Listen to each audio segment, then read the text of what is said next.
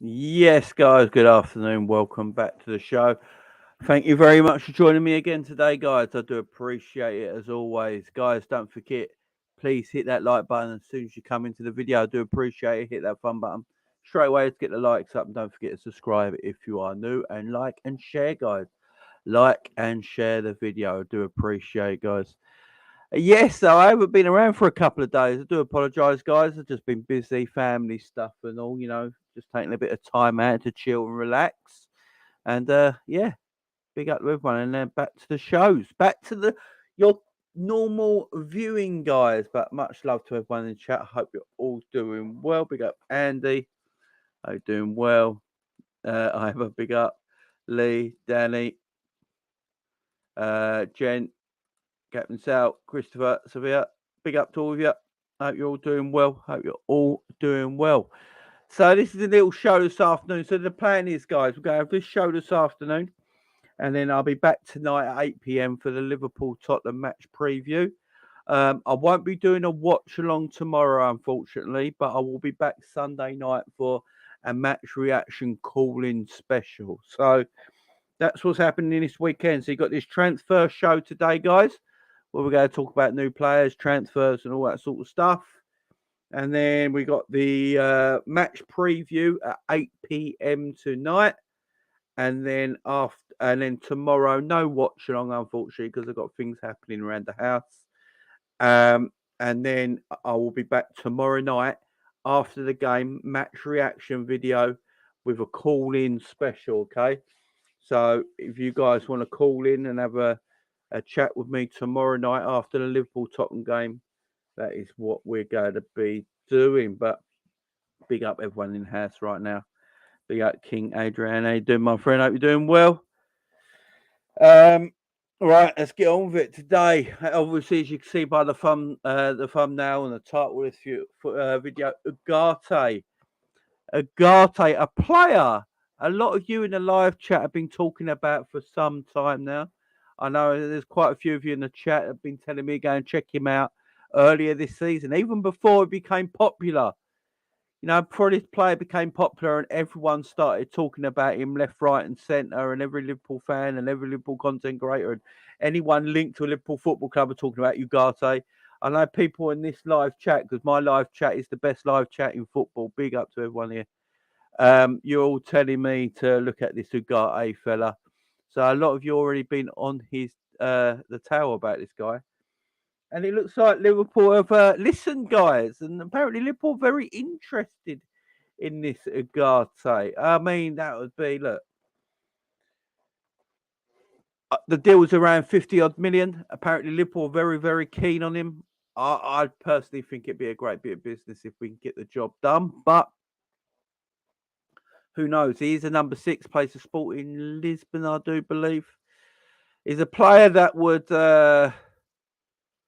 it's a player that go down well for us. I ain't gonna lie. I think he'd be a decent player, man. I think I've only watched bits of it. I'm not going to sit here and lie to you guys and go, "Oh, he's a great player." Trust me, you know. I know everything about it. He's not that. I don't. You know, I've only seen little bits of him play, but I like him. He's aggressive. You know, he's an aggressive player. I like that. I like how, you know, I think he's Uruguayan, ain't he? He's from Uruguay, same as a certain Darwin Núñez. Darwin Núñez getting in one of his international teammates in the Ugarte could be a sensible bit of business by Liverpool. You know, you're getting a very good midfielder, is very aggressive defensive midfielder. It's a DM that we've been crying out for. We know we've got Fabinho, who's been quality for our football club, but there is a decline on Fabinho right now. And someone like Ugarte coming in and playing minutes where Fabinho can rest, then you got 2 good DMs. Plus, you got the Darwin Núñez factor that we're going to talk about later in the show, because we're going to talk about Darwin later, because I've got a bit of issues with Darwin right now. And it's not him as a player. I love Darwin. Anyone who watches my channel will know how much I like Darwin Núñez as a player. I don't know if he's going to work as a Liverpool player in the meantime, but we're going to talk about that later. But Ugarte coming in would help with the Darwin Núñez factor, national teammate and all that. But apparently Liverpool have been talking to Sporting Lisbon now for 2 weeks about Manuel Ugarte, but they're currently unwilling to meet his £53 million release clause, despite being really interested in the midfielder. So Ugarte has got a buyout clause of £53 million, but, you know, Liverpool, I remember not long back when Liverpool were put off by the release clause, the buyout clause for one Konate as well. So Ibu Konate had a buyout clause with Leipzig, and apparently Liverpool were unwilling to meet that. Now, this is a report from, I think it's Jack Talbot, but there's other reports saying on here as well today that I'm reading that Liverpool are willing to meet the £53 million release clause. So there's a lot of mixed ones up here. Look, I think this is something that Liverpool could do and should do, in my opinion. A £53 million release clause would be easy for Liverpool to do. There shouldn't be no problem with that, considering that we chose not to go after a certain Jude Bellingham. I think Liverpool should be all over this sort of signing, in my opinion. Before I carry on here, big up Jen with the super chat. Jen, that's a massive super chat. I do appreciate it. You know I do. Jamie, have a great day and treat yourself. Much love. Thank you very much. Much love. Get you got to help both players settling in. Afternoon, and how you doing, man? So just pay it FSG. There's other reports saying today that Liverpool are very happy at meeting the buyout clause as well. So it all depends who you're reading it from right now. Got to get it done. That Darwin who got a dog duo. Yeah, got he's the Antonio and Antonio Silva pleases Iber. Antonio Silva, decent player. Yes, James, this is a legit link. Yeah. I think this is a transfer that could very well happen. Yeah, he's got that South American aggressiveness in him, you know. I like him. I've only seen bits, so I'm not going to sit here and pretend I know everything about the guy. I've only seen bits of him, and the bits I've seen, you know, I think he's aggressive. He's mobile. He can move. He can set a tempo. Look, is he as good as Caicedo? Probably not. But, you know, Caicedo's going to cost you upwards of 80 million. So Ugarte, probably the second best player we could probably get on the market right now in that position. Go for him. Go for him. What else have we got to lose, guys? What else have we got to lose? What else you guys saying now? Getting a software blow, not getting Bellingham a bit. Yeah, look, Liverpool got a Liverpool got a transfer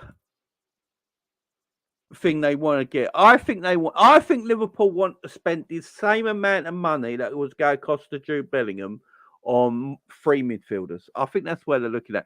Now, the rumours at this moment in time is that Liverpool are looking at Alexis McAllister, Manuel Ugarte, and Ryan Gravenberch. Right. I'm going to ask you guys in the chat right now. If in this summer, and we've heard that Jurgen Klopp wants all these transfers done before pre-season starts. So, if Liverpool get all these players done, guys, are you happy with the midfield rebuild? If it is Alexis McAllister, Ugarte, and Ryan Gravenberch, if it is them 3 players that come to Liverpool this summer, how happy are you guys? And out of 10, how good is that for a summer midfield rebuild? If there are the 3 players we're getting, guys, McAllister, Ugarte, and Gravenberch, give me a score out of 10 on the midfield rebuild. Not the transfer window, because there's more players we need. Just as a midfield rebuild, how happy are you out of 10? Grade that out of 10, guys, for me in the live chat right now. How would you feel about it? Big up, Goat. Since how you doing, my friend? I hope you're doing well. Yeah, I'll get to the national anthem. Big up, and I've seen it. The national anthem stuff. I will get to that at the end of the video. 7. Big BBC says 8. Big up, Alex. How you doing, man? I hope you're doing well. 6 says Bailey. 8 out of 10 for me, says John. Lee says 7. I'm happy with that. 8 out of 10. Big up. Luke or Rick, how you doing, guys? 10. 8. If it's them and Tram, then yes, 9.9. 7 or 8 and 8.5. Yeah, I'm happy. 8 out of 10. There is some rumours as well. Yeah, look, to be fair, look, the Liverpool midfield situation, Liverpool are going to be rumoured to be in for absolutely everybody. You know, anybody who's actually quite good to world class is going to be linked with Liverpool Football Club this summer. So we're going to have to go through the weeds. We're going to have to go through the weeds and find out, the most legit links. I do think by the sounds of it, this Ugarte stuff might be a truthful statement. I've gone through what a lot of the journalists are saying. Don't worry about the home-based journalists right now, but go through all the journalists that have got legitimate credentials and have been writing a lot of things. They're all sort of like backing this as like Liverpool are definitely looking at him. So it's definitely one we can talk about. Alexis McAllister, I do believe that is a transfer Liverpool are definitely looking at as well. And I do think Liverpool do want Ryan Gravenberch. I think Ryan Gravenberch is the sort of player Liverpool will definitely be after, in my opinion. You know, what Ryan Gravenberch is 20, 21 years of age. He's reasonably priced. He's almost like that Genie Wijnaldum kind of player. I feel like that's a player Liverpool would definitely go for. This summer's going to be interesting, man, especially in that midfield situation. Base of 7. Yes, only if all 3 comes in 11 out of 10. If Gravenberch was someone ready-made, it would be 10. I understand that, John, because Gravenberch is a 20-year-old kid. I get that. But I think what we forget with Ryan Gravenberch, here's what I'll say about Ryan Gravenberch. When Ryan Gravenberch was at Ajax, he was as highly sought after as Jude Bellingham was. The difference is that Jude Bellingham has consistently been playing for Borussia Dortmund and for the English national team. And we've seen him at World Cups, we've seen him in Champions Leagues, we've seen him in the German league doing bits. The problem with Ryan Gravenberch, he's not doing bits at the moment because he's not playing for Bayern Munich. If he was playing more for Bayern Munich, you'd probably play him see more for the Dutch team and so forth and so on. But this guy had a high ceiling when he was at Ajax and highly spoke about. He's a player that I think, a lot of teams would be very, very interested in. I think Man United are interested in him as well, obviously because of the certain situation at Man United, who's in charge of Ten Hag, managed him before. That would be a player who'd probably feel like he can go and get. Thuram over and Gravenberch. Yeah, I agree with that. Look, I've been watching a bit of Thuram because you guys in the chat keep talking about Thuram. So, I do my research. So I've been watching some Nice games. You know how hard it is to watch games in the French league.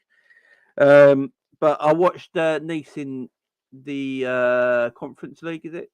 And I've watched a few French games. Look, I've forgotten Nice had so many players. There's quite a few players over at Nice, some decent players. But yeah, Thuram stands out. Would he be someone on Liverpool's radar? I'm hoping, for the price he costs, I'm hoping he'd be on Liverpool's radar. Bailey says 5. No, in the house they do. Man says 9. Iber 7. Big up, Ant. Yeah, big up, man. Thanks for that. I'll take Suik over Gravenberch. 3 quality players for price of Bellingham. Depth is needed this summer. Exactly. Look, I'm going to keep saying this, and I'll say it again and again and again. Would I love Jude Bellingham at this football club? Without a shadow of a doubt, I'd love Jude Bellingham at this football club. But do we need more than Jude Bellingham right now? And the answer is yes. I'm actually happy for the club to go down this route right now and not just go with one Jude Bellingham and think that fixes all the problems. Because I think that's what we was all a little bit worried about. We get Jude Bellingham in and we can't buy anyone else because that's our budget. Budget's the budget. We know how much we've got to spend. That's how much we've got to spend. That's how much we're going to spend. And if we get Jude Bellingham in, unfortunately, yes, that's a marquee signing. We're all happy about it. We're all doing, flips and that. But at the end of the day, we need more than one Jude Bellingham. Jude Bellingham doesn't answer the midfield issue. So I think the club are doing the right thing by knocking the Bellingham stuff on the head and going for 3 quality players. It helps the depth. It helps the midfield build. It helps a lot of things we do at this football club right now. So, yeah, I'm happy with it. Look, the Jude Bellingham stuff is another story entirely. This Jude Bellingham story is going to go on all summer until we come to the end of the transfer deadline and he decides what he's going to do for his future. Because I've been hearing today that Real Madrid are apparently very interested in Jude Bellingham, but then other people from who know a lot more about it than I do about the Real Madrid story are coming out and now saying that Real Madrid are not going to go in for Jude Bellingham this summer. It's more that the Spanish press and the Spanish media want Real Madrid to go after Jude Bellingham more than Real Madrid actually want to go for him. Real Madrid are very interested in Caicedo, is what I've heard. They're very, very interested in Caicedo. But there's players there that are signing new contracts in midfield. I think did Toni Kroos just sign a new deal? So there's players signing new deals at Real Madrid. I don't know if Bellingham starts at Real Madrid right now. I'm going to be honest. You got Toni Kroos there still. You got Valverde. You got Camavinga. You got Tchouaméni. You got Modric. I don't know if Bellingham even starts at Real Madrid, to be absolutely fair. They got some killer midfielders at Real Madrid. Real Madrid have probably got the best midfield depth in Europe, apart from Man City. So I don't know if Bellingham would even start there. Would Bellingham want to go to a club, even though if it's as big as Real Madrid, and not start games? I'm not sure. So yeah, that's why I got a feeling he might stay at Borussia Dortmund this coming season. I'd be shocked if he brings in 3 midfielders. This is a good point. Now, it all depends what Liverpool are going to do. We've got the Trent Alexander-Arnold situation we need to talk about. Ant has put it as well. We have been linked with Timber from Ajax. Timber apparently today has gone on his agent or whoever it is representing him or him himself have talked about a transfer is very much advanced with a certain club. I don't know who this club is. It could be Liverpool. It could be someone completely different, like someone else. But Timber, who can play fullback and can play centre back, would be a very good signing for us to allow Trent to go into play into midfield. Now, we've seen it with Trent this season so far. You know, at right back, he's been shocking. There's no doubt about it. Look, I love Trent, but I've said it on this channel numerous times. I don't know if we can play Trent at right back next season, no matter who we buy, because I do think there's an issue there right now. I do actually think Trent at right back, there's a slight issue with him in that position right now, right? When he plays in midfield like he has been the last 4 games, he's arguably been our best player in every game. You know, I don't think it's a stretch to say that Trent's arguably been our best player in the last 4 games. He's played in midfield. So, well, he's played midfield. He's played that inverted fullback role, but most of the time, you know, he's in the midfield area, dictating play, passing it, creating from that midfield inside right midfield position. Yeah. So, is Liverpool looking at it? Is Jurgen Klopp looking at it and going, you know what, with Trent, he might be too good not to play in midfield. Trent might be too good not to play him in midfield, and then he has to go and do it. So then you need a right back. You need a competitive defender to play right back. And if Liverpool are after someone like Timber, who eventually can play centre back as well, you know, because we're going to need a centre back in a couple of years' time, in my opinion, then maybe that's what they look at. I'm not sure. It's a difficult one. It is a difficult one. But yeah, like Niall says, it all depends on Trent. If Klopp thinks Trent can play in midfield, then you only need 2, probably. Because you have got Stefan Bajcetic there, who will come back in the team. Stefan Bajcetic is he's going to come back into the team after his injury. There's no doubt about that. You got Thiago there, you got Fabinho, you got Henderson. It's interesting. It's interesting. LD's how you doing? I think we're going to buy Ugarte and McAllister in that third midfield for now. I'm not sure, but who we're going to buy? Big up. Ugarte and McAllister, man. Some South American flair. Is that what you're saying? We're going to have a bit of South American flair in our midfield. You know, let's face it. Thiago's South American. He's Brazilian. I don't care what anyone says. Man might have been born in Italy and he might play for Spain, but his dad's Brazilian. So Thiago's Brazilian. So South American midfield. Fabinho, Thiago, Ugarte, McAllister. Is that what we're saying? I'd take a South American midfield every day of the week. Quality and aggressive. Yeah, I'll have that. We need 10 players, but the reality is we won't get more than 4. Do we need 10 players? I've got a thing on this. I've got a bit of I've got some mad things I'm going to say at the end of this video, guys. I've got some utter mad things I'm going to say at the end of this video that'll probably get me clipped up and destroyed, but I'm going to say them at the end of the video. One is regards to Liverpool Football Club, what we do next season, and the other is about Arsenal Football Club. I've got this theory on Arsenal Football Club that I'm going to say next at the end of the video as well. Big up Hanson, blessings to all the Liverpool family. We will be back next season, a decent summer in which Jurgen gets his first choice signings, and I hope include Gravenberch will do it. Big up to you, my man. To run in the house, how you doing, my man? Hope you're doing well. Grav, Gakpo, and VVD. We're assembling the Dutch national squad. Timber is next. Right. Do we owe Pep Linders a little bit of an apology? Do we owe Pep Linders a little bit of an apology? Because a lot of people say people like Cody Gakpo and that, and players like this were Pep Linders signings. They were Pep Linders signings. Would you say right now that Cody Gakpo, he got bought in January, remember? He got bought in January, so halfway through the season. Would you say that Cody Gakpo right now has been a better signing than Darwin Núñez?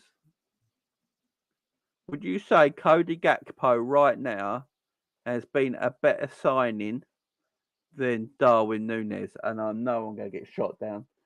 I can feel the hate. I can feel the hate burning through my monitor right now. I can feel the hate burning through my monitor right now. Bring the hate, guys. Burn it through. I'm here. Come on. Burn the hate through. Big up, Badrian. How you doing, my man? Hope you're doing well, my friend. Big up Fozzie as well. Fozzie in the house. How you doing, my friend? Hope you're doing well. Ali, it's been a while, my friend. How are you doing? Big up Jay Ugarte, please. That's the CDM. Is if he comes a guy, would you sell Fabinho? No, I'd keep Fabinho. Rotation, man. Rotation all day long. You know the game. You know the game. You got to have that rotation there. Look, has Fabinho lost it? Maybe. I've been talking about Fabinho even last season. Go back to the tapes. Last season, I was talking about Fabinho looking like he's losing it a bit. And then this season, he's totally gone sideways. Is Fabinho capable of still having good games? Of course he is. Of course he is, because there's still quality there. Would someone like Ugarte allow Fabinho not to rest and not have to be the main CDM? Could you play Ugarte and Fabinho together as a double pivot in some games? Could help them both out, man. Could help them both out. If our owners have pure ambition, would buy Bellingham and at least 2 or 3 players, but they're looking at the money here and now. Yeah, I agree with that. I'm not going to disagree with that sort of statement. But one thing I will say, I think Jude Bellingham for 130 to 150 million for a 19-year-old midfielder is a lot of money, even for the mega rich. I still think that is a lot of money to put down on one 19-year-old midfielder. Where I think Bellingham's a class act, but I do think there's a lot of midfielders out there that are either better than Bellingham right now or with a similar profile to Jude Bellingham at similar ages, like Gravenberch. Gravenberch has got a similar profile with Jude Bellingham at a similar age, costs a lot less. So, I think Bellingham's a quality player, but at 150 mil for a 19-year-old midfielder, I still think that's a lot of money even for the mega rich to go. Do we go all in on him? I don't think even the mega rich will be like sitting down, doing their research on him, doing their data, looking at him, looking at other players quite similar to Jude and thinking, we can afford it, but it's still, still a bit risky at that price. I think we need 2 centre backs. Yeah, maybe. I mean, the Virgil thing, we're going to have to talk about it in the video, but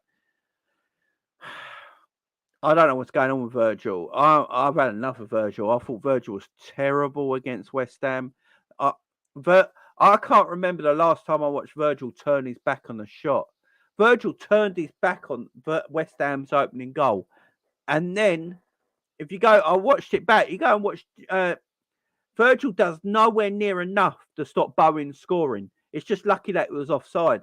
If it wasn't offside, Bowen's scoring all day long.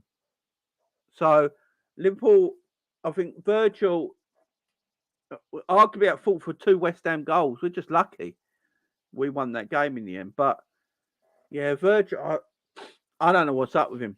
I don't know if this is the end of Virgil. I'm sort of like in between right now. I don't know if this is the end for Virgil or he just needs a big rest.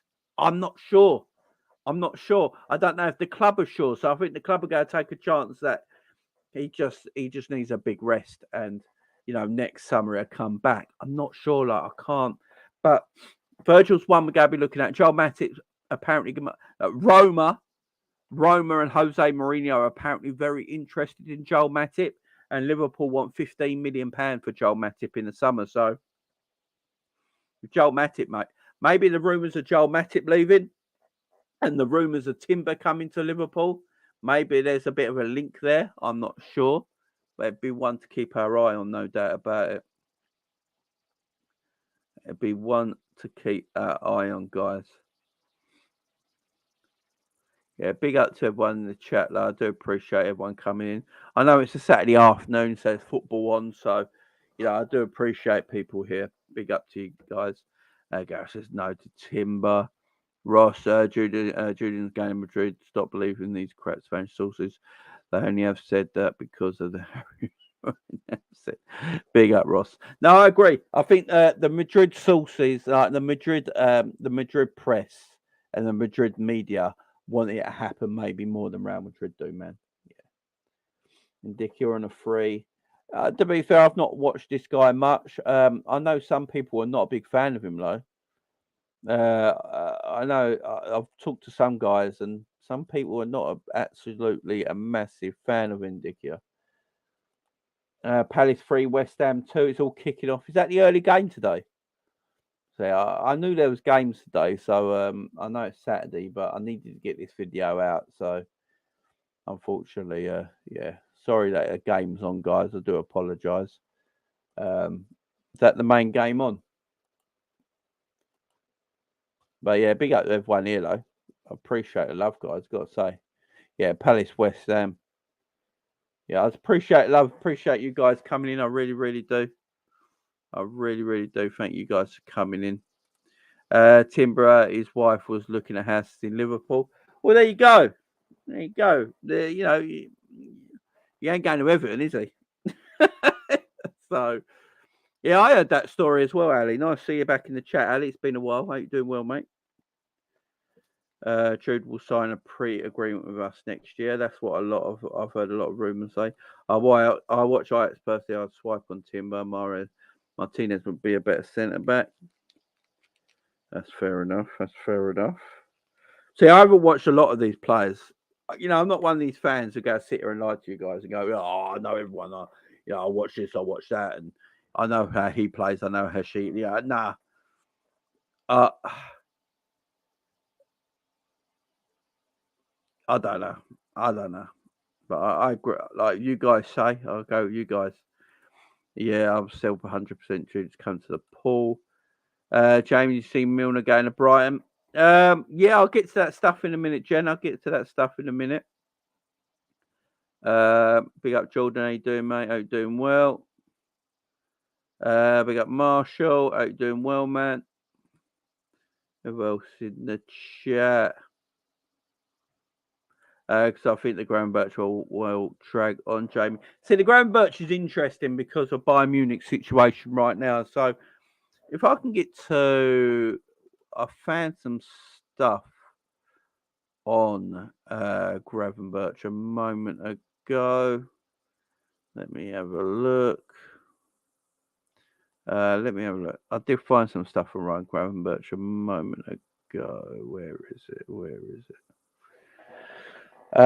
Here we go. Right, let me read this out for you. So Liverpool target tells Bayern Munich he wants to join Liverpool. This is from Christian Volk. So Christian Volk is basically like a bit like the Paul Joyce for Liverpool news, really, but he does Bayern Munich news. He's very close to Bayern Munich. I think it's him and Florian Plettenberg, if I remember that correctly. I think Christian Volk and Florian Plettenberg are very highly sourced guys. Ryan Gravenberch will make it clear to Bayern Munich he wants to join Liverpool Football Club, according to Christian Falk.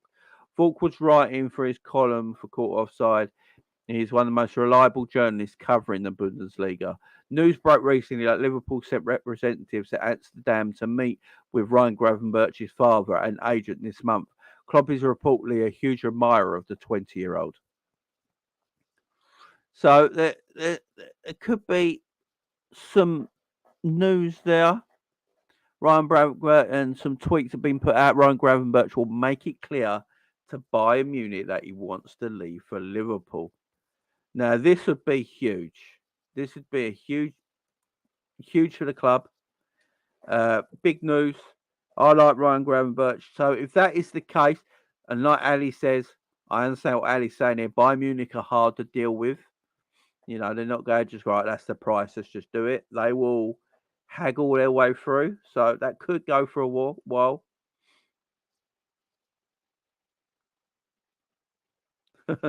Fabinho is not South American. Well, he's Brazilian, which is yeah. I mean, clients of South America. Thoughts of Milner leaving. The Milner stuff, I might as well say it now. The Milner stuff is I think Milner's a decent footballer. I ain't gonna sit here and I don't think like Milner's a terrible footballer. I think James Milner's a good footballer. I've said it for a while now. You know, James Milner is a better footballer than Jordan Henderson. You know, there's a lot about his game I admire. He's very versatile. He can play that fullback role. He plays centre midfield roles. He can do it already. James Milner can do a bit of everything. He's 38 though. This is my problem. I know some people might say age ain't a problem because they look at Modric and stuff like that. Yeah, Modric is 37. Also, he's an absolute freak of nature as well. You know, he's a freak of nature. You know, James Milner's not a freak of nature like Modric is. He's not got that quality. But we need to move on. We need to move on. These players need to go. For me, Jordan Henderson needs to leave the football club as well. You know, I'm not going to sit here and pretend we don't need to rebuild. You know, I love Jordan Henderson. He's been a great captain, leader for this club. He's been here for almost 12 years now. He's been Jurgen Klopp's main midfielder in the whole time Jurgen Klopp's been here. Legs are getting tired now. Things are just, backs are starting to get sore. You know, it's time to, you know, move on from these players. I think Milner needs to leave. I think Henderson needs to leave. You know, we just need this whole complete, you know, move this club on. So I think we can, man. I think we get rid of these players, move club on. I think we go again. I really do. Big up Mike, how you doing, my man? Big up SG in the chat. If we get a guy in Basitic and even Henderson as players for the six, would you keep Fabinho centre back and DM cover if Matip leaves? I don't know about Fabinho at defence, but I'd keep him as DM cover. I think Basitic can go forward a little bit. I think you could arguably play Basitic a little bit further advanced in midfield if you've got an Ugarte and a Fabinho there covering the DM role. Gives Basitic a little bit of a chance to, you know, go 5 yards, 10 yards further forward in midfield, get more advanced up the pitch. It's Brazilian. Yeah. Jamie, I think Ugarte is more important than a Jude Bellingham watch. It might be, man. It might be. Big up you, man. Right back and three, centre back and three mids, and we are. Yeah. I mean, yeah, right back 1,000%, man. I agree, 1,000%, 1,000%. Jamie loading the Colt 45 and triggering the end of the show. It's going to be mad, man. What I'm about to say. Gakpo's class. We don't know. Apology to Linda's. You know what I mean, though, guys? Everyone was coming for Pep, weren't they? I did feel bad for Pep. We're all coming for him. Gakpo works in the false nine, potentially on the wing. Yeah, I mean, Gakpo and Nunes is a young forward and learning his game class player. Look, I'm not saying I don't love Darwin, guys. You guys on the chat know that, you know, I'm a big fan of Darwin Nunes. And I've already said it. If we play to Darwin's strengths, Darwin will bang goals. But we're not playing to his strengths right now and to the system that suits Darwin Nunes. Gakpo suits our system more. And I think, what has he got? 6 or 7 goals since January? I think he's only a goal short. Isn't he only one Premier League goal behind Darwin Nunes? He might be, you know. He might only be one Premier League goal short of Darwin Nunes, or 2 at least. He might overtake Darwin Nunes for Premier League goals by the end of the season. I just think, I think Darwin's got a lot of qualities to his game. I think Gakpo's got a lot of qualities to his game. I like Cody Gakpo. The more I watch Cody Gakpo play, the more I'm impressed with him so far this season. You know, I'm very, very impressed with Cody Gakpo this season. Big up Neo. With Trent's possible new position, do you think FSG will try to pull off only 2 midfield signings this summer, a guarded character and an 8, and call it a day on midfield? Thoughts, Jamie? Yeah, I think I explained that already. I think he might be looking at. It all depends how well Trent does. Trent could go to Klopp. Look, you ain't got no choice, man. I'm quality in midfield. Well, what you gotta do? You can't put me back at right back. I'm too good in this position. What you got to do, man? Like, literally, what you got to do? I'm too good in this position. You got to put me back in right back when I'm balling out in midfield. I don't know. Klopp's got a decision to make, man. What would everyone in the chat do? What would everyone in the chat do right now? I want to know what all you guys would do in the chat right now. Would you play Trent in midfield next season or at right back next season? Let me know in the live chat right now. Would you go Trent right back or Trent midfield? Gakpo suits Klopp, therefore he plays more than Nunes. I will not blame Nunes until he flops in the proper position. Yeah, I agree with that as well. I've been saying that. I think John he watches all. Like John knows as much as me. Like Darwin Nunes has played out of position this whole season and has got 15 goals in all competitions. I think that's pretty good for a player that's not really played 90 minutes this season in the Premier League. Plays out of position continuously. He's dropped in favour of people like Jota and Gakpo. There's no rhythm to his game. Unless we play, I think it's going to be hard to rate Darwin Nunes till you go, right, Darwin, here's the number 9 shirt. You're our number 9 going forward. We're going to build the game around you. We're going to give you all the bullets to you to score with, man. Load that gun up. We're giving you all the bullets you're going to score with, right? We're going to get this player in, that player in. We're going to change the system, change the tactics. And then if it doesn't work still and Darwin's like gun shy, then we can have a talk. But I think it's hard to have a go at him till then, to be honest, guys. I really do. But Gakpo has come into this team and just slotted into this false 9 position quite easily. And he suits the system. He suits the system.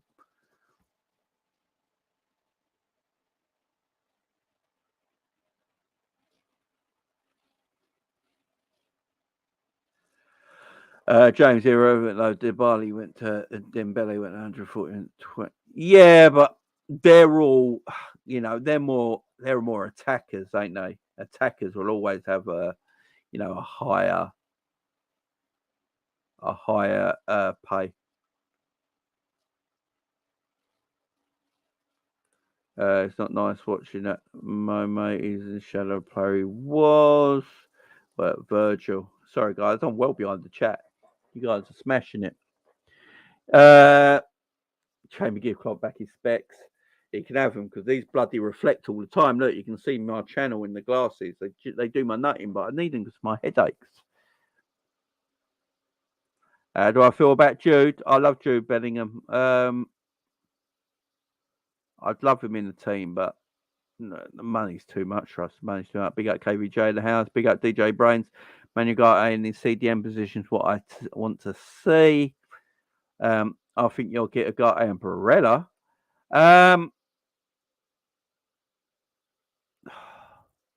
Barella. I love Barella.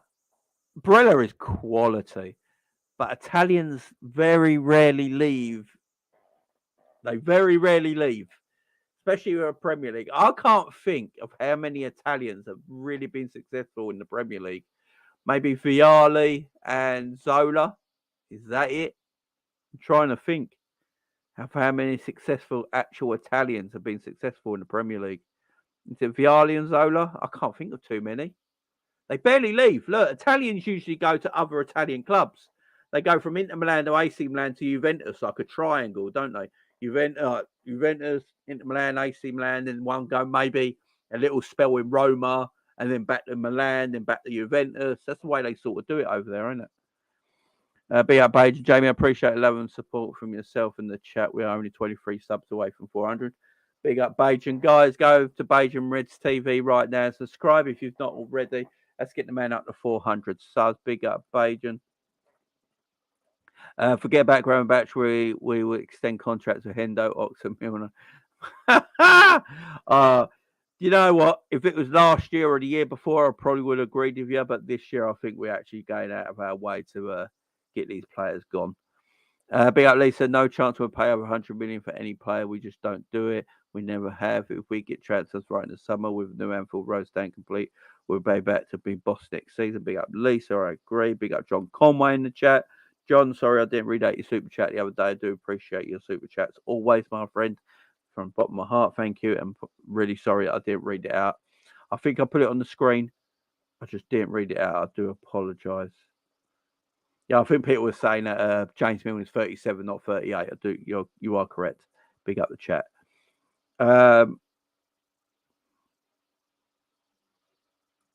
CNN Portugal, Liverpool Football Club wants sporting midfielder Ugarte. Yeah, there's a lot of it coming up now. Imagine Basetic and Manuel Ugarte in a lineup that would be lit. Both players are really comfortable on the ball. Guy is a baller. Keegan's like, I'm not believing anything today. So I don't blame you, mate. I honestly don't blame you, man. I don't blame you. Di Canio, a lot of people were saying as well. That's a good point. Di Canio. Yeah, Di Canio did bits. No lies there. Di Canio. Can you think of any others, guys? I can't think of many others. Di Canio, Zola, and Viali. Was there many more? They usually do stay in Italy. I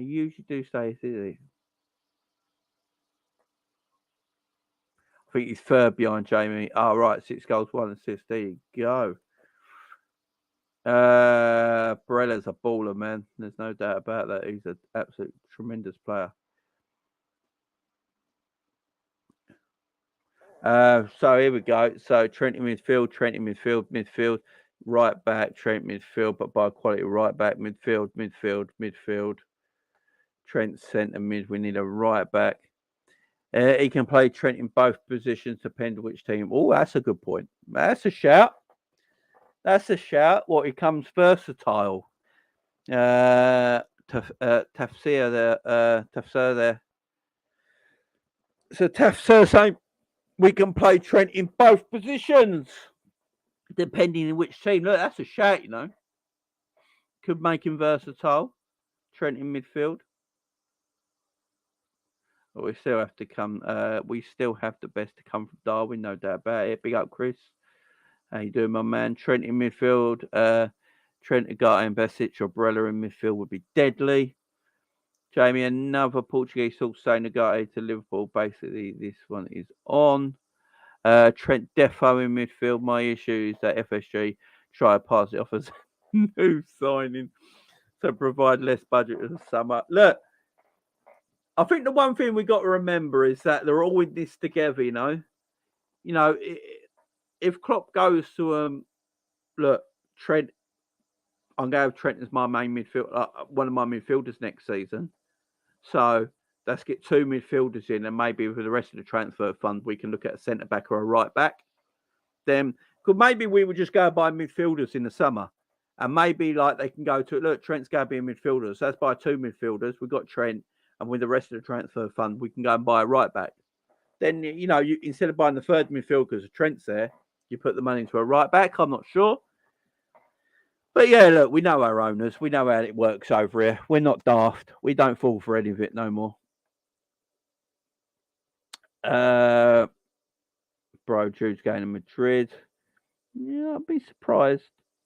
Big up, Lisa. I want to see Diaz and Darwin start together till the end of the season. Are okay around 6-yard box, but with struggles in open play. Yeah, I mean, yeah, big up Di Canio. Yeah, I forgot about Di Canio. Yeah, I mean, the Jota situation's a mad one, ain't it? Jota, I think Jota's been decent the last few games. Obviously, getting goals as well. He always looks threatening in and around the box. He picks up good positions. He looks decent on the ball in the box. He always looks a threat when the ball's down to him anywhere around the box.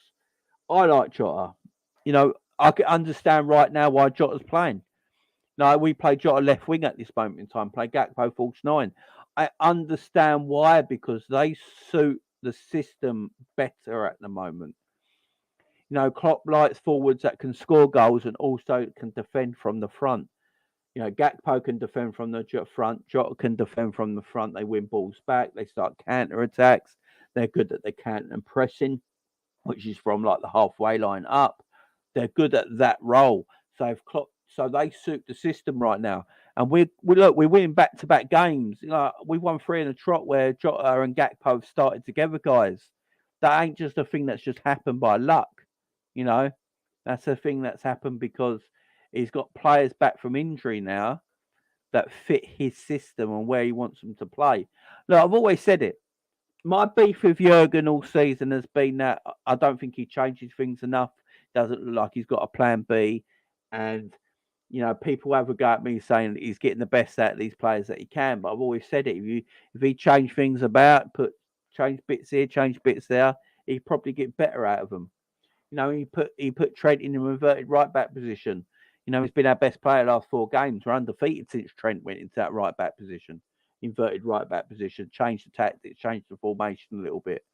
You know, basically looking up 3 at the back and two like DMs and Curtis Jones in that advanced midfield role. You know, Jota playing that left wing role, but playing that like defensive left winger where plays counter pressing, gets in the box or finishes. You know, Gakpo playing the deep 9. You know, we're undefeated in them games since they've been all playing that way. So that's what has annoyed me. I think if he did this a bit earlier in the season, I actually think we'd be in for top 4 with no shadow of doubt. He's just left it too late for me. But that's all it is. That's all ever been a thing with it. That's what's annoyed me all season.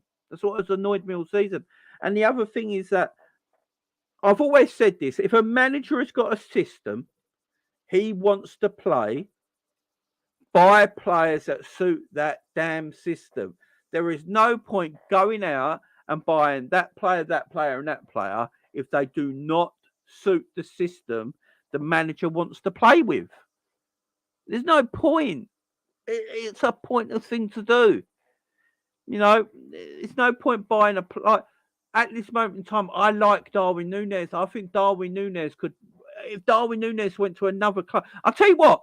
If we sold Darwin Núñez tomorrow, guys, massive clubs would be in for him. I'm telling you right now. Big football teams would be in for Darwin Núñez if we put him up for sale tomorrow. And they're playing him in a way that you're bad goals. But we don't play with that sort of striker. When have we ever played with an out-and-out striker under Jurgen Klopp? Like, literally. We had Benteke, who was an out-and-out striker. Klopp sold him. Klopp was like, I don't want Benteke. Sold him. And put Bobby Firmino as a false 9. And things started to click. You know, he had Coutinho playing off... he had, what is it? Coutinho and Bobby in them forward positions. And it started to click. Then he brought in Mane. Then he brought in Salah. And then the rest is history. You know, he's never, as a Liverpool manager, he's never really been gone and got a striker and utilised that striker to the best of his abilities. And we're going to get someone like Gakpo in who's like, I watch him now, like you guys do. I've been watching Gakpo since we bought him in January, and every time I watch Gakpo play, I always say after that game, I understand more why Jurgen Klopp bought him now. I understand more. Every time he plays, I'm like, right, I get it. Look at the way he holds up the ball. Look at the way he keeps the ball. Look at the way he holds it up and lets the team push up further up the field. Brings in midfielders into play. Brings the wide men into play. Brings in Jota. Brings in Mo.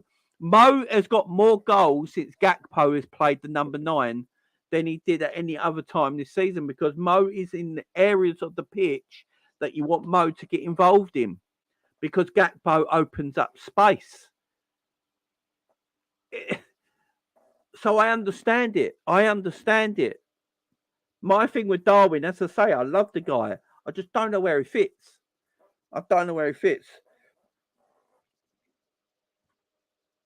Barini. The more I said that, the less I said about that. But yeah, Ravanelli, did he work low? He got relegated with Did he get relegated in his first season? Did he only have one season? Did he get relegated with Middlesbrough that season? I think he scored goals, but he got relegated, didn't he? Not sure. I'm not sure. Jorginho maybe, but Jorginho is Brazilian. You know what I mean?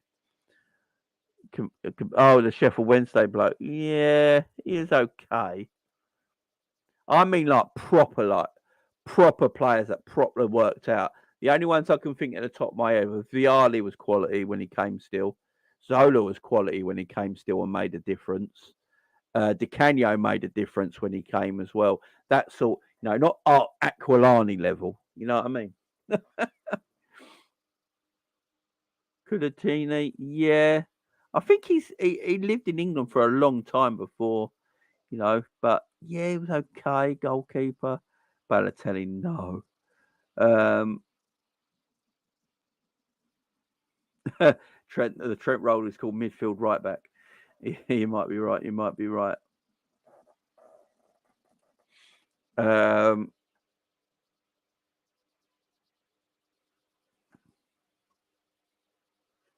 Big up to you guys. Big up. Big up, Bruno. How you doing, man? Gakpo's class in all that air as well. Yeah, Gakpo's he's a decent. Gakpo's decent, man. Aquilani laughed at that. Yeah. We need. I think just Gakpo just suits the way we play right now. Yeah, that's the Carboni's the Sheffield Wednesday player, ain't he? Was he okay? Yeah, suppose. Maybe there was more than I thought, man. Maybe there was more than I thought. But we've got the likes of Pilo coming to England, did you? Nesta, Cannavaro, Palio Maldini, Totti, Del Piero. That class of that kind of quality Italian player. And with Barini, Barella, sorry, I don't know. I see Barella staying in Italy. I love him. Don't get me wrong. If we can pull it off, Jesus. Yeah, I think we just need I just think we need to play Darwin in a position that suits him more. I don't know where Darwin fits in this team right now, guys. I really don't. Right now, the only position I think Darwin plays is left wing. I don't know. I don't know where he plays. Del Piero never went to Chelsea. Not that I can remember. Gianluca Vialli and Zola played for Chelsea. I just don't remember. Del Piero played for Chelsea. He didn't, did he? I can't remember, man. My brain's old, man. I'm forgetting everything. I forgot my kids' names yesterday, so let alone remembering all these Italian players that played in England. But yeah, I don't know what we do with Darwin. What do you think we do with Darwin in the live chat right now? Everyone in the live chat right now, what do we do with Darwin Núñez next season? Does Darwin Núñez play as the number 9 next season? Do you think he goes with Gakpo again next season in the false 9? Does he go at Darwin at left wing? What is the situation with Darwin? Or does he change the tactics up completely? Does he go 2 up top and play Gakpo and Darwin together? What do you think he does next season? What do you think he does next season? If he could sell Darwin. Wow. Tell you what, if you sold Darwin tomorrow, I'm telling you right now, guys. I know a lot of people knock Darwin and have a go at him, but if you sold Darwin tomorrow, teams that are massive teams that would be like, why are they coming in for Darwin? You'd be shocked, man. You'd be shocked. Darwin, Di Matteo, yeah. Quality player. See, there's more Italians than I thought that played in England. Put him up front. Sell Darwin, get Osherman. Yeah, Osherman's quality, man. Swap him for Valovic. He ain't been great, though, has he? He ain't just getting this new out. Getting my brain working, man. Getting my brain working. Sell him. Núñez will come good. Defo. I hope so. No, as I keep saying, I think Darwin's a good player. He's just not played to his strengths this season. Again, he's got 15 goals in all competitions, playing out of position, not playing Morel. So, yeah.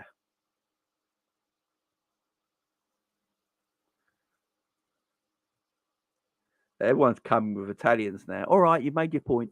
Yeah, mate. He was okay. He was okay, Graziano Pella.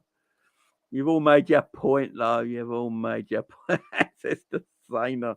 Jesus Christ. Yeah, Nunes is struggling with the language. That is a point as well. You know, Gakpo obviously speaks English, so that's easier for him to just slot into the team. There's no doubt about that.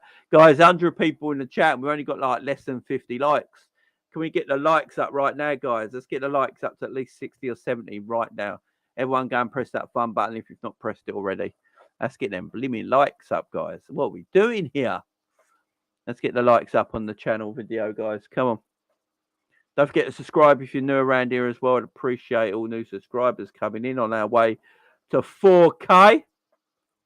We're on our way to 4K, so any new subscribers would be a beautiful thing. I do appreciate everyone who subscribed to the channel already. Much love to every single one of you. Yeah, I've heard a lot about this. If we sell, if we let Kelleher go, getting Dubravka in as a backup, I'll be all right with that. I'll be all right with it, but I'd prefer Kelleher still. But with the Caoimhin Kelleher thing, with Kelleher, it's a difficult one because I understand he wants to play first team football. And look, he's got Alisson Becker in front of him. You know, when the hell is he going to ever get a chance to play first team football when you got Alisson Becker in front of him? Arguably, what? Top 2, top 3 goalkeepers in world football.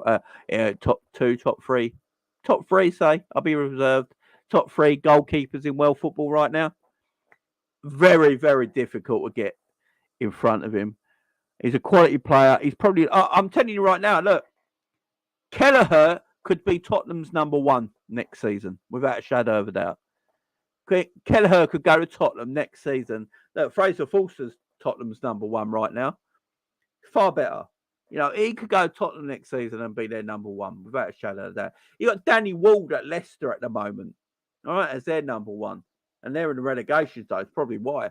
You know, he's a far better goalkeeper than Danny Ward. So, you know, he's got places he could go. What I'd rather do with Kelleher is let him go on a 2-year loan. I don't know how the loan system's going to be next season. I know they're trying to get the loan system. They're trying to whittle down this loan system so you can't loan about 20 players out of your books. So I don't know how the loan system's going to quite work next season. But if you can do a 2-year loan for Kelleher, go right, Caoimhin, we still want you on our books. We want you to be our number 1 eventually. Alisson's not going to be here forever. We want you to finally take over Alisson Becker one day, but we understand you want to play first team football. We want to go. It's a 2-year loan to Tottenham or something like that. Because Chelsea did it. Do you remember when Chelsea did it with who was their goalkeeper? They did it with the Real Madrid goalkeeper. It's gone out of my name, but they loaned him to Atletico Madrid for 2 years while they had Peter Cech, didn't they? So they had Peter Cech in goal, and obviously he couldn't get. And they loaned him out to, I can't remember his name now, the Real Madrid goalkeeper. Well, I can't remember his name. They loaned him out to Atletico Madrid for 2 years, and then eventually came back and was Chelsea number 1. So, you know, maybe that's something. Maybe that's something Liverpool can do. Maybe that's something Liverpool could do. Rotate Alisson with him, says Bruno. You don't really rotate goalkeepers, though, do you? The only way I'd say look, this might sound mad, but Courtois, big up, Captain Sal. Courtois, that's it. So Courtois went on loan. He was Chelsea's number 2, wasn't he? Behind Peter Cech, if I remember rightly. Obviously, Peter Cech was number 1. He went on loan to Atletico Madrid for 2 years, came back eventually number 1. So maybe that's saying. I'm not saying he's at that level, but what I'm saying, maybe that's something Liverpool can explore. Do you know what's the mad thing about all this?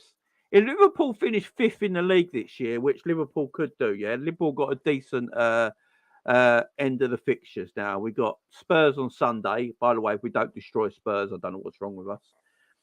We've got Spurs on Sunday, and then we've got 3 home games in a row now. We've got 3 home league games in a row.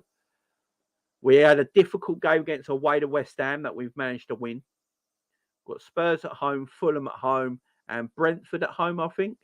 Then we are away to Leicester, I believe it might be. And then at home to Aston Villa and away to Southampton, right?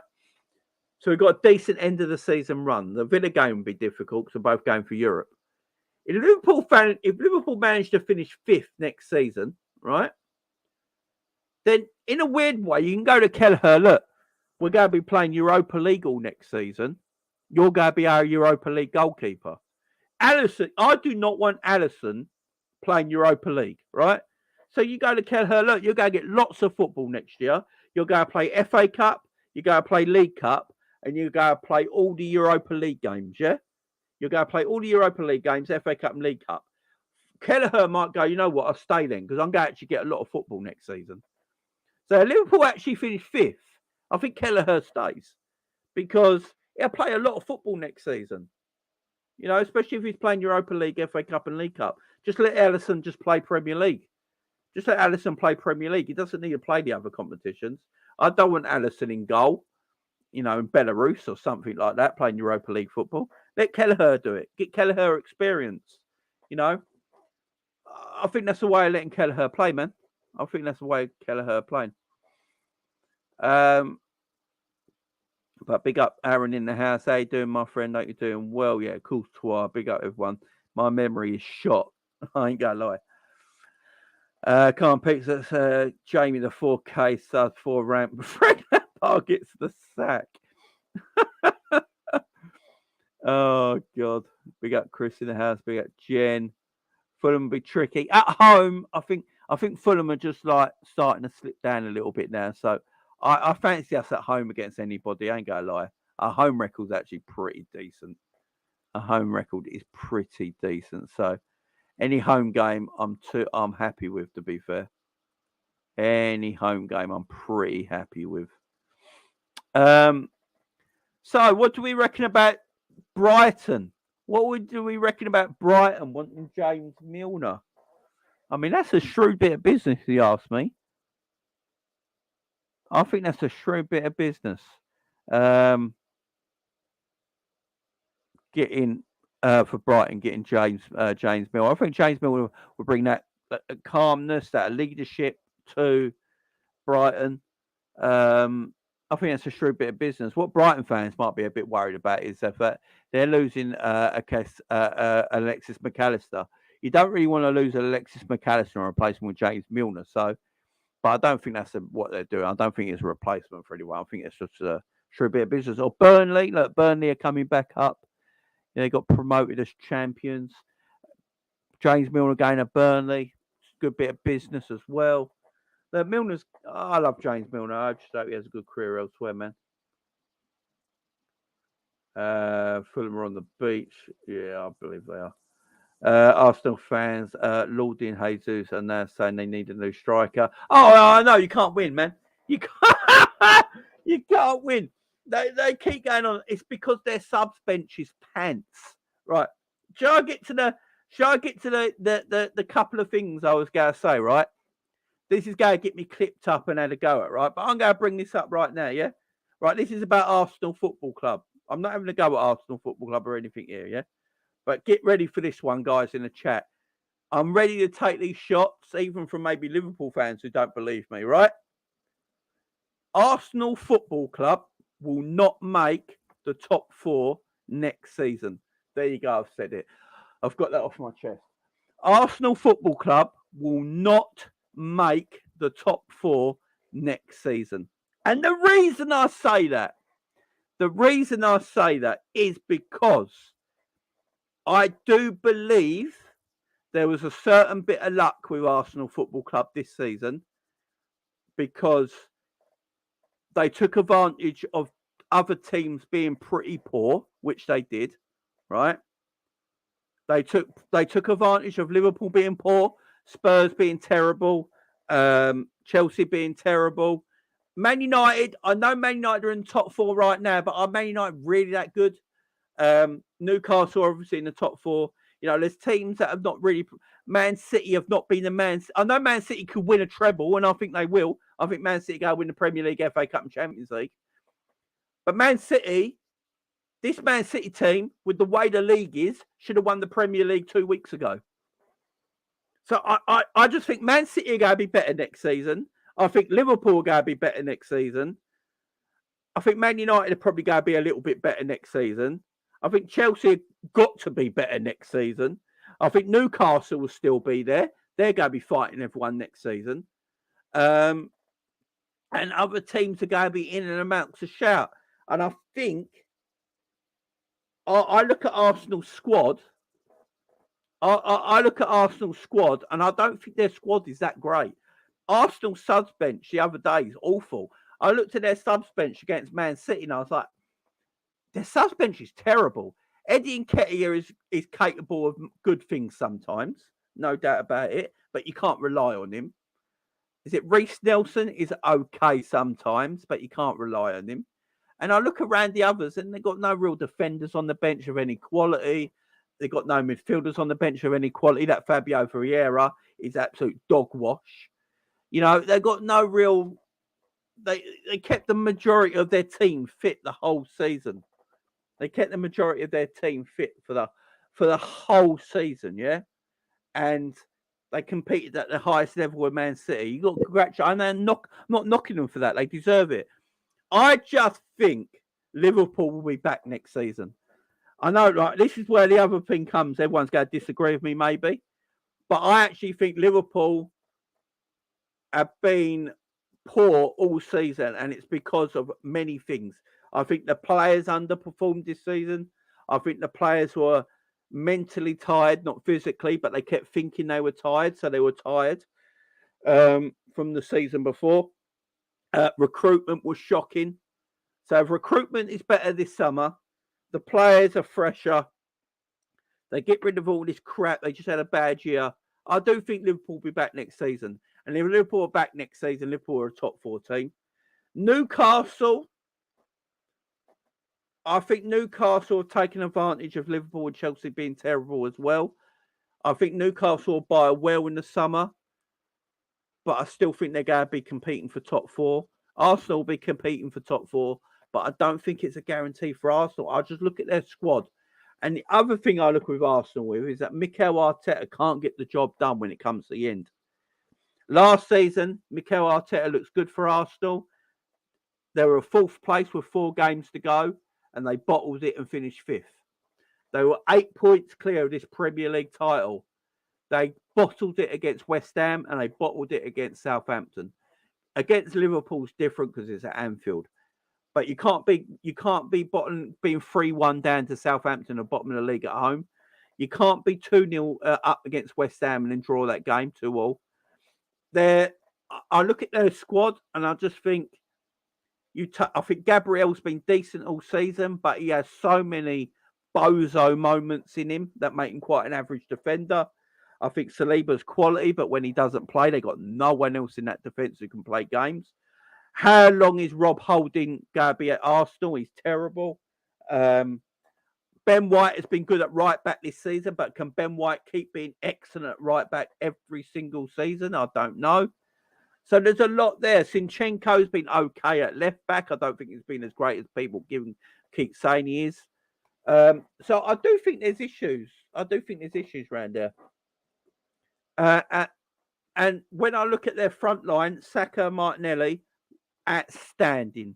Absolutely outstanding. My only one, I've always said it, I'm not sure Gabriel Jesus is the striker who will take you to the promised land. And when Gabriel Jesus was injured, when Gabriel Jesus was out for Arsenal played that same sort of up front because Martinelli and Saka are more important. Martinelli and Saka are more important to Arsenal's front line than Gabriel Jesus is. Because it proved it when Gabriel Jesus was out injured for a couple of months after the World Cup when he weren't available. Saka and Martinelli kept that Arsenal team ticking. You take Saka and Martinelli out of that Arsenal front line, they're in trouble. And I think that's what Arsenal fans have started to realise why Man City let go of Gabriel Jesus in the beginning. Because Gabriel Jesus is not as good as Alvarez. who's coming at Man City now, and he's nowhere as good as Haaland.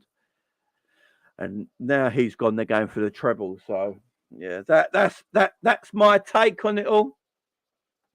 That's my take on it all. I do not think Arsenal will be a top 4 club next season. I don't think they'll make the top 4 next season. I think they'll struggle. I think Liverpool will be back, not in title contention or anything like that, but I think we'll be competing into the top 4 without a doubt. Without a single doubt. And don't forget, don't compare this Arsenal team with Jurgen Klopp's Liverpool team that are competing against Man City, by the way. Too many people have done that. And big up Cass. Big up Cass from Never a Foul. I like Cass. He might be a Man United fan, but he was right on this one. I don't know if anyone saw Cass's tweet when he said, don't put Arsenal in the same bracket as Jurgen Klopp's Liverpool, when Jurgen Klopp's Liverpool were going against this mighty Man City team. We lost the league twice to Man City, coming runners up, and both times were by 1 point. And in them same seasons, Liverpool won major trophies. So the season we finished on 97 points and finished 1 point behind Man City, we won the biggest cup in club football in the Champions League. And then last season, when we finished 1 point behind Man City, guess what? We did a domestic double. So yeah, don't compare this Arsenal team to Jurgen Klopp's Liverpool, because that is illegal and shouldn't be allowed. It shouldn't be allowed. I do not want it. I do not want Arsenal being compared to this Jurgen Klopp Liverpool team, because it's nowhere in. It's not even debatable. We took City to the last game of the season every damn time. I hear Arsenal fans going now, oh no, we're the only team who's competing with City this year. If it weren't for us Gooners, this league would be over years ago. Oh, so you're coming out with that now. But when Liverpool come out with it for the last 4 years and go, if it weren't for Liverpool, Man City would have this league washed up every single year. And we're the only team who compete with them for the last 4 years, everyone goes, well, you're only competing, you're not winning anything, are you? And then they're piping up. Oh, we competed with them all the way if it weren't for us. Shut your mouths. You're trophyless. Trophyless. We got a community shield. We've got a community shield. You are trophyless. Yeah, and I'm taking the community shield.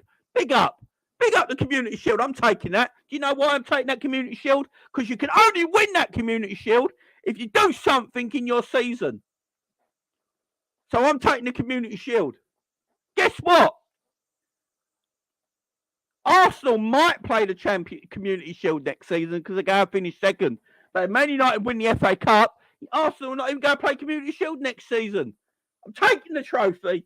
Arsenal are trophyless. Trophyless.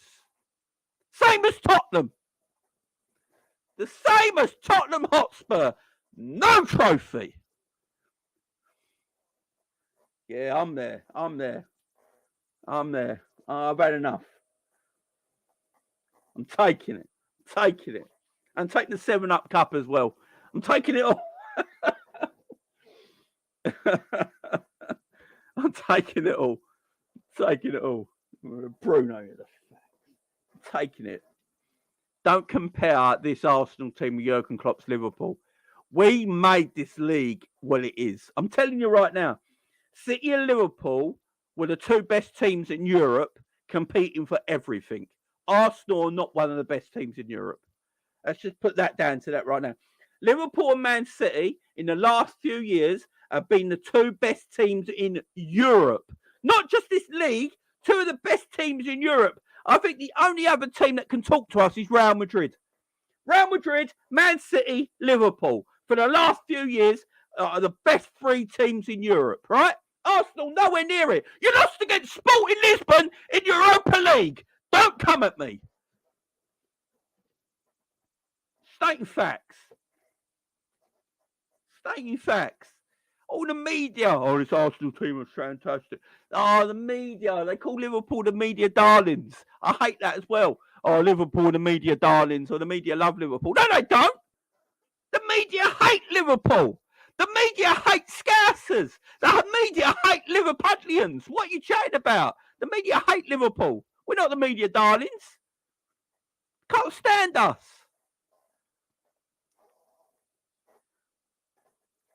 Fucking hell, does my nut in. And now Arsenal bottled it, yeah? And now Arsenal fans are going, we didn't bottle it because no one expected us to be in for the title. That doesn't mean anything. And then the other thing they say is this. Oh, we haven't bottled it because we got a young, inexperienced team. How can you have a young, inexperienced team when you're calling half your players world-class? They're either world-class or they're inexperienced. It can't be both.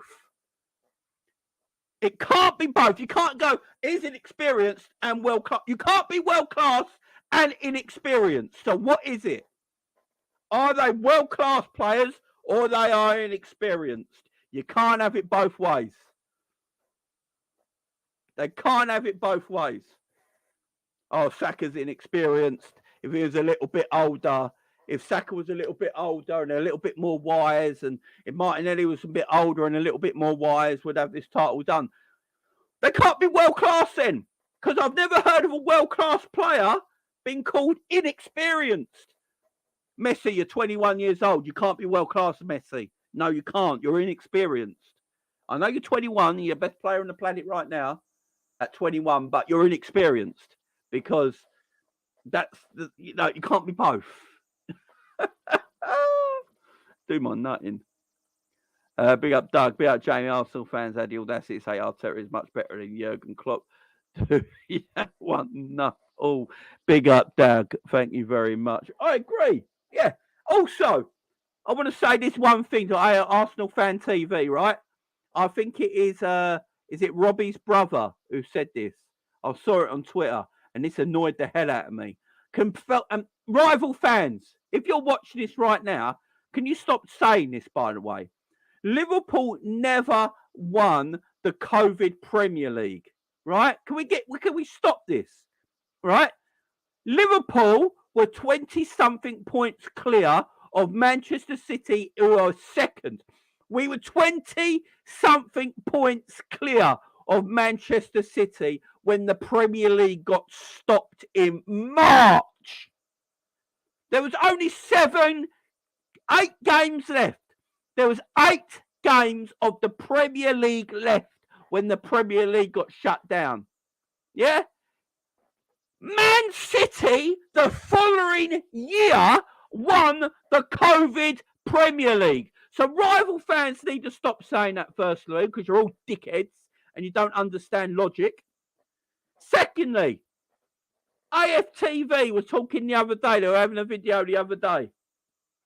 And they kept going, oh, yeah, but Liverpool won the COVID Premier League. No, we didn't. And then someone went to him, well, the only trophy Arteta won, the FA Cup, was in the same period of COVID. So Liverpool won the COVID Premier League. Does that mean you won the COVID FA Cup? And then they had the nerve to try and fight back on that. No, that's not the same thing. I've had enough. I've had enough of the fuckers. Right? You're not making top 4 next season. Right? I'm telling you right now, you're not making top 4 next season. Your players are not world class because they're inexperienced. You can't have it both ways. Saka and Martinelli can't be inexperienced and world class at the same time. Stop it. Yeah?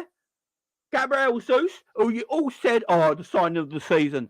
Gabriel Jesus is the signing of the season. He's taken us to the promised land. Man City have made a mistake. 30 weeks later, Arsenal fans on Twitter and YouTube right now. Oh, I'm not too sure about Gabriel Jesus. He's not the player I thought he was. Yeah, we was actually better when he was injured for 2 months and we just had, Eddie Nketiah up front. I think we made a mistake. I think we need the striker in the summer. I think Arteta needs to buy a striker in the summer. Yeah, I think that's what we need to do. Yeah, fuck off. Get out of it. No, don't give me all this. Come back with backbone. Yeah, you got the backbone of a slug. Yeah, come back with some backbone and let me actually know, yeah? Because this is what I get sick and tired of. I hate this idiotic football agenda all the time. I hate this idiotic agenda with Liverpool all the time. Just come back. And then I'm ranting now because I've had enough. Stephen Howson, right? That Man United fan on Stratford Paddock, yeah? Right? He comes out with some of the maddest, stupidest crap I've ever heard in my life. So what was the one I heard the other day? Michael Carrick is better than Steven Gerrard, and here's why. What do you mean, here's why? What stats you got, Stephen? What stats you got, mate? Take your bitterness away. Take your bitterness away and your patheticness and actually be intelligent footballing person, yeah?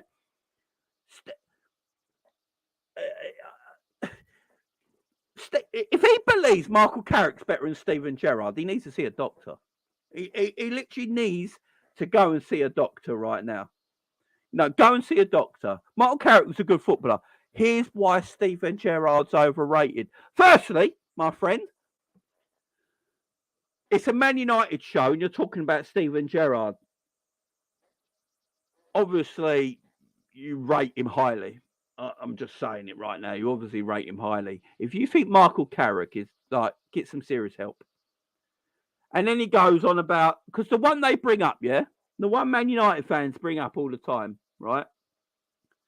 The one Man United fans bring up all the time is that, Steven Gerrard plays central midfield against that AC Milan team when you got beaten 3-0 in the first half, yeah? And then they had to bring Didier Amann on, and Steven Gerrard pushed further forward, and so Gerrard got absolutely obliterated in the first half, right? That is their thing. That's their thing. I always hear about, yeah? If you talk to a Man United fan, or you listen to that Stephen Howson, or anyone on Stratford Paddock, or any of them morons over there, right? They talk about that game all the time, proving why Gerrard was overrated. What they don't seem to comprehend, right? What they don't seem to understand, if it weren't for Steven Gerrard, we wouldn't have been in a Champions League final in the first place, and we wouldn't have won the damn trophy in the first place if it weren't for the greatest British midfielder of all time. What are you chatting about? What are you chatting about? For starters, Didier Amann came on, yeah? Right, so Didier Amann came on, which allowed Steven Gerrard to move further forward up the pitch to then contribute to the first goal that he scored with, contributed to the second goal, and then got the penalty for the third goal, yeah?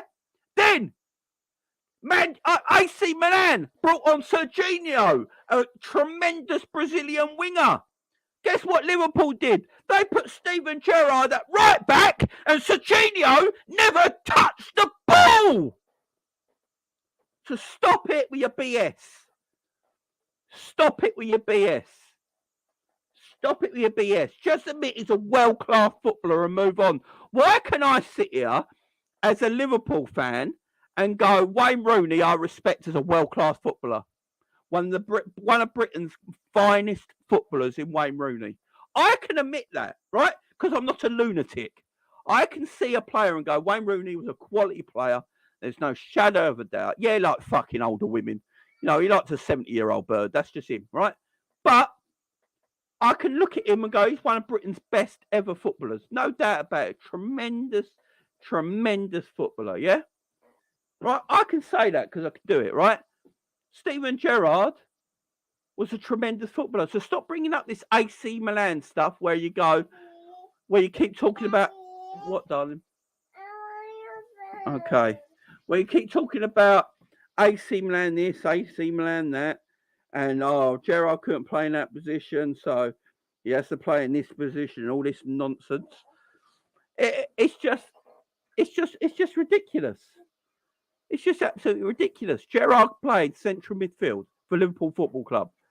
Then a defensive midfielder came on to make Gerrard go further up the field that won us that game, who got us in the Champions League final in the first place. So stop using that game as a narrative to somehow knock Gerrard over the head with, because it makes no sense.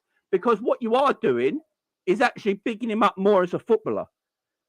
Going, he weren't too good in central midfield when you were 3-0 down, getting destroyed by Kaka and so and so. Well, yeah, okay, fair enough. But then What you're just telling me is that you're actually bigging him up as a footballer because he went on to help us win that game. He contributed in all 3 goals, or 2 out of the 3 goals anyway.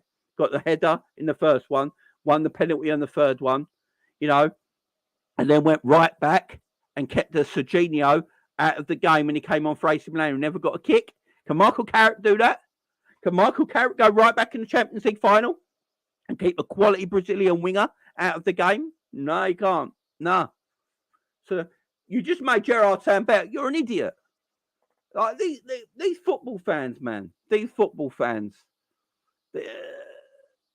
These football fans are pathetic. I don't care about rivals. I just said Wayne Rooney. For me, Steven Gerrard and Wayne Rooney are arguably 2 of the best British footballers ever. Gareth Bale one as well. But Gerrard and Rooney are tremendous. Why can I say? Why do you have like football rivalry aside for 1 minute? Because it's always stupid chat. Put football rivalry away for 1 second. Why can't we just look at a player and go, "Oh, he's a quality footballer"?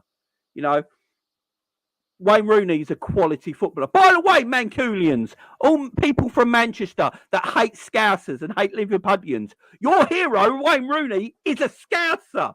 Yeah, he might be an Evertonian, but he's a Scouser. Yeah?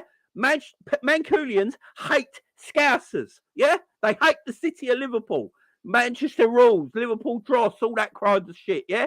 Well, your hero in Wayne Rooney is a Scouser. So, Jamie, did you know after that stupid final 05 shot, he wanted to bring Gerrard to play alongside Pirlo? But still, exactly. Big up Gang and Deep. Big up Gang and Deep. Did every manager, yeah, Ian Rush up there as well? Did managers around the world try and buy Michael Carrick? Did managers around the world try and buy Michael? Did Mourinho try and buy Michael Carrick now? Did Mourinho desperately want Steven Gerrard, yeah? Desperately. Do you know how close that deal came? He desperately wanted Gerrard. Ancelotti desperately wanted Gerrard. Do you know how many times Real Madrid tried to buy Steven Gerrard? Real Madrid every summer inquired about Steven Gerrard. Can we stop with this nonsensical BS? You're a big YouTube channel. You've got a massive following. You don't need the clicks. Just admit it. He was a world-class player and move on. How does it hurt your day that Gerrard is better than your hero in Michael Carrick? Come on. Michael Carrick will sit down with you tomorrow and tell you that Gerrard was a better player than him.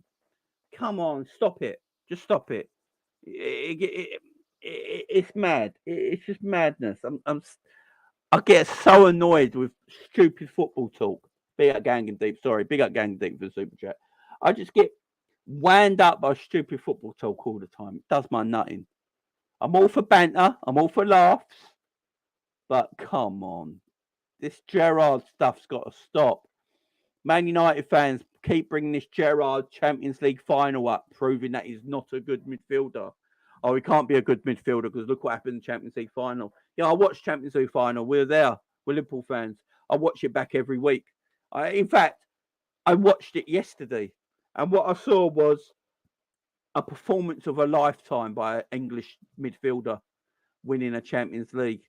In fact, I watched the road to us winning that Champions League back. And if it weren't for this certain English Scouse midfielder, Liverpool wouldn't even been in that final. It just does my nutting. Just does my absolute nutting. It's just, I don't understand what hurt. I can tell you right now, Wayne Rooney was a world-class talent. Yeah, it doesn't hurt me. It doesn't ruin my day. I can move on with it. I can say though, Wayne Rooney was a world-class talent and move on. I'm not happy. Why? But they pick on Gerrard all the time. Has everyone ever noticed that? The players that apparently rivals hate and can't stand, your Steven Gerrards, your Trent Alexander-Arnolds, these kind of players, yeah, they can't stand them, right? But they always talk about them. So if you can't stand him, you think you're overrating them, like everyone overrates them. Why do you keep talking about them all the time? Why do you constantly keep talking about them all the time? Makes no sense. When we talk about right backs, it's not Liverpool Football Club going, oh, Trent's better. It's you guys keep going, oh, Reece James is better than Trent. Trippier's better than Trent. No one else is saying it but rival fans. So if you think he's overrated, why you mention it? Why don't you just go, oh, Trippier's the best around? Don't compare him to anyone. You don't compare. You just go, oh, he's the best around. No one can talk to him. No one can come outside with Trippier. No one. You don't go and compare. When we're Liverpool fans, we talk about Trent back in the day, when Trent was the best right back around, we just say, yeah, Trent's the best right back around. No one can come outside of him right now. No one to compare him to. We don't do it. Rival fans, you keep doing it. You talk our players up, man. You keep bigging them up because, yeah, you know what I'm saying.